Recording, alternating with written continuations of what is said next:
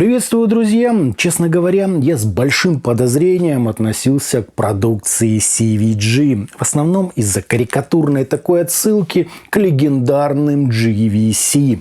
Однако бренд набирает обороты и делает вещи, о которых я до сих пор даже не слышал. Так, сегодня мы с вами познакомимся с моделью Konaco, внутри которой трудится 10-миллиметровый динамик, высокочастотная арматура и настоящий виброблок, завязанный на систему из двух переключателей. При этом цена у них просто до смешного низкая. О них и поговорим. Поехали! Пришли наушники в обычной черной коробке со схематично изображенными героями обзора и перечнем их технических характеристик с обратной стороны.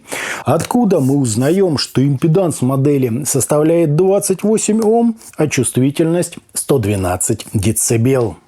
В комплект нам положили макулатуру, скрепочку, а также набор серых силиконовых амбушюр самого базового качества. Кабель на вид простой, хлипковатый, с L-образным штекером и сопротивлением на каждый из жил равным 0,9 Ома, что, так сказать, хуже не придумаешь. Для тестирования я использовал полностью совместимый модульный TRN Red Chain. Чашечки, как заявляет производитель, выполнены из полупрозрачной смолы с 3 отверстиями для компенсации, бортиком для удержания амбушюр, системой настройки и пластиковой вставкой на внешней части. Интересно, что если щелкнуть по корпусу ногтем, то прямо-таки чувствуется отдача виброблока. Смотрятся они неплохо, сидят удобно, да и изоляция тут на уровне. Вот так, друзья, это все и выглядит.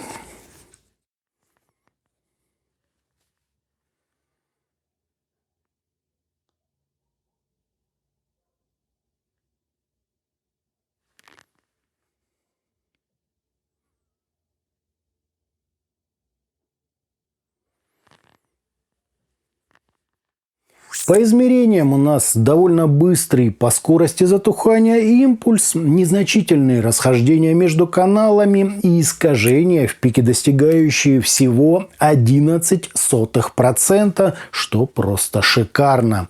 Фаза ведет себя естественно, а затухание на 60 дБ имеет небольшие возмущения в районе 100 Гц. По АЧХ же мы имеем подъем низких частот на 7 дБ с плавным таким переходом на середину, куда более внушительное выделение области разборчивости с акцентами на 2,2 и 4,8 кГц, а также пик на 8 кГц для усиления резкости звучания. После чего в настройке, когда оба переключателя выключены, нам просто поддержали уровень. А если первый переключатель включен, еще и подсветили высокие частоты. То есть первый переключатель делает звук немного ярче. При активации же второго переключателя, он же виброблок, становится просто смешно. И поднимая оба переключателя вверх, смешно и ярко. Вот как это выглядит в сравнении без и с виброблоком. Когда-то давно такая настройка была практически у всех внутриканальных наушников, так что ругать ее нет никакого смысла. Однако сегодня ее полностью вытеснили универсальные VDSF и Harman. Вообще говоря, герои обзора мне были очень интересны лишь из-за использованного в них вибрационного блока. И, естественно, этим они меня не разочаровали. Ощущение толчка, жужжания, вибрация, полный, так сказать, спектр ощущений. Но это не звучит как что-то дорогое или серьезное, скорее эффект, который оценят все любители компьютерных игр и современных блокбастеров в кино. В этом они реально просто шедевральны. Разнообразные выстрелы и взрывы ощущаешь буквально собственной кожей и прямо переживаешь каждую ситуацию. Реалистичность, как говорится, просто зашкаливает. Но это не то, что может украсить музыку, и тем более не то, что помогает придать ей сколь-либо уверенной натуральности. Эффект для развлечения не более того. Вы сами могли видеть на графике, к чему данный блок приводит. Потерянная линейность и куча искажений. Так что это точно не для эстетического прослушивания какой-нибудь серьезной музыки. Первый же тумблер, на мой взгляд, нужен разве что пожилым людям, поскольку он прямо-таки агрессивно повышает высокие частоты. Модель эта дешевая, то есть арматура звезд с неба не хватает, а значит ее выделение может быть обусловлено только проблемами со слухом.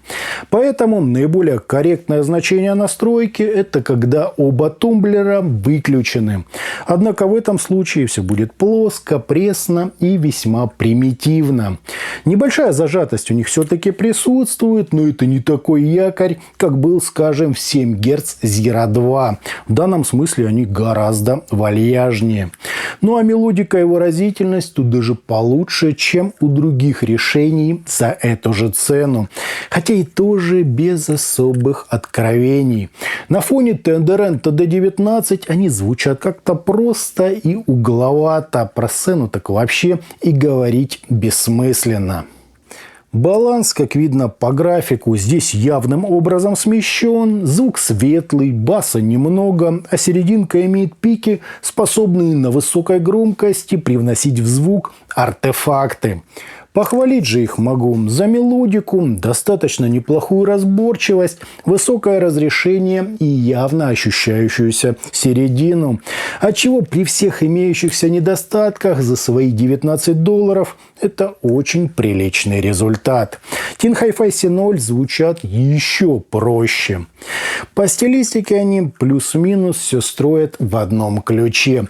Естественно, оркестр на них не послушаешь, но ты и по цене как бы понятно. Взять же их с собой в путешествие, командировку или бросить в тумбочку на работе вполне можно. Однако я бы выделил их именно для игр, а также просмотра кино и сериалов. Всяким взрывом, выстрелом и атмосферной такой подложки вибрация, так сказать, добавляет остроты ощущений и усиливает наше погружение в материал. То есть, на мой взгляд, это именно игровые наушники. Для музыки они подойдут весьма условно, можно, разве что в качестве развлечения. Итогом гибридные наушники CVG Konica удобно сидят, неплохо смотрятся и, несмотря на свою цену, содержат в себе полноценный виброблок. Более того, этот самый блок можно включить или выключить тумблерами на внешней части корпуса, что очень удобно. По звуку же все плюс-минус соответствует своей цене. Да, они чуть менее зажаты, чем большинство конкурентов, но в остальном все столь же грубо и примитивно. Радует лишь этот самый виброблок, с которым прямо хочется играть или смотреть ролики на ютубе. Как развлечение эти наушники просто супер. Я бы такими комплектовал все современные игровые приставки. Ну а для музыки чуть получше других одноклассников. До TD19 или CCA Rhapsody им еще очень далеко. Только играть в этом Konica, ну просто молодцы. А на этом у меня все. Это были наушники CVG Konica. Не забывайте, что у нас есть группы ВКонтакте и Телеграме. Обязательно на них подпишитесь. Всем, друзья, добра!